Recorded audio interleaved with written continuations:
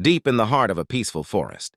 An extraordinary gathering of cardinal birds has taken place. Hundreds of brilliant red cardinals sit together along the roadside, appearing as if they are holding a grand meeting beneath the towering green trees.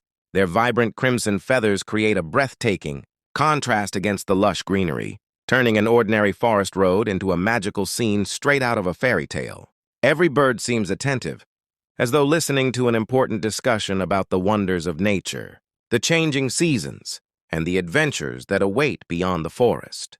Some cardinals stand proudly at the front, looking like wise leaders addressing the crowd, while others quietly observe from the sidelines. The forest is filled with soft chirps, gentle songs, and the fluttering of wings, creating a natural symphony that echoes through the trees.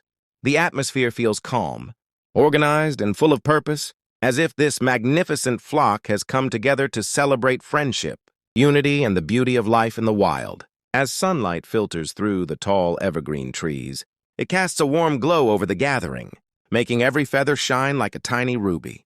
The endless rows of cardinals stretching into the distance create a stunning sight, symbolizing togetherness, cooperation, and strength in numbers.